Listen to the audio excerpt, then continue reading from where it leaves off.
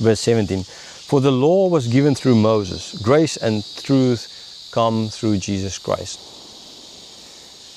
Again, writing to the teachers of the law, they were teaching the law the whole time. They were holding onto the law. So here is not a discussion of that law is bad, right? This verse is not discussing this. Because now people say, oh, you know, you have the law. And again, I've heard this said by so many Christians, you have the law, because here Jesus is like contradicting the law and grace. So you have the law over there, which is given by Moses, and that's kind of bad. But here you have the grace, which is now we have the long-haired, hippie, blue-eyed Jesus kind of idea, right?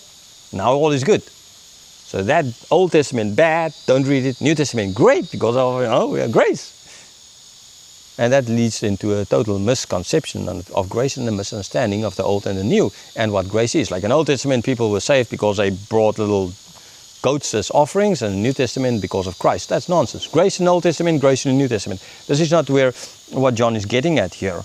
Okay, again, if you look at who John is writing to and where he is speaking to here, you will understand. They, as they're going to speak about later on, we are children of Abram, right? Moses, who the heck is this guy? They were the teachers. This is what they had, the law of Moses. They were teaching. That was their reason for existence, teaching the law of Moses. So now all of a sudden you take that away, then the whole base falls out. Okay, so this is what he's getting at here. Not that the law of Moses, he's not discussing here the question of what the law of Moses means to Christians, if it's good or bad, if it's law and grace and whatever. He's not speaking of that dichotomy here, right? This contrasting each other. This is not what he's doing. He's speaking about what they were doing, the only thing they were holding on, their foundation of their teaching. So he's comparing their foundation of their teaching that they look to the whole time, and he's trying to show, but this is the true foundation of teaching, it's the grace of God. Okay, that is the important point. He's not downplaying the law of Moses here, because he says the law was given through Moses, right?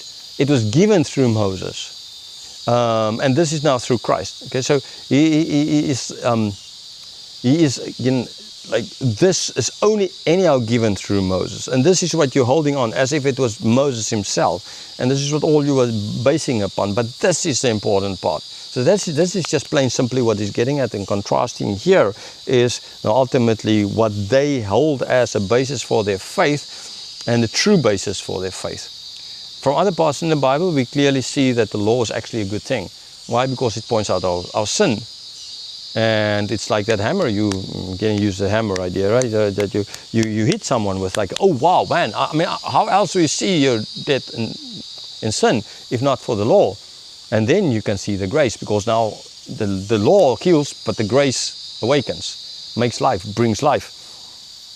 Okay, so it's just a very important to see here is not that law is bad and grace is good, Moses bad, Jesus is good kind of idea, right?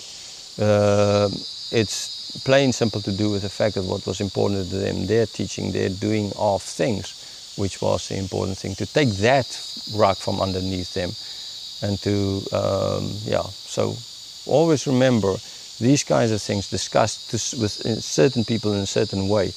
Like, I say things which you might disagree with, but I can't every time say, you know, there's a Trinity or something like that. I can't every time explain the whole Trinity concept. And sometimes you just speak of these things, and you need to go and watch other videos as well to be able to understand it. What's my full opinion on any given topic? Okay, and I haven't given all my opinions on all topics, understandably, because there's still a long way to go. All right, so the context, therefore, law not bad, right?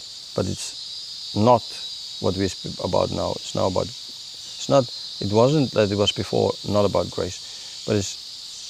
You need to give the shift from your only teaching the law to your shift in getting the whole picture, ultimately. Verse 17, verse 18. No one has ever seen God. The only God who is at the Father's side, he has made him known. No one has ever seen God. Seemingly in the Old Testament there were people who saw God. I mean, Moses, Isaiah, but in the vision more.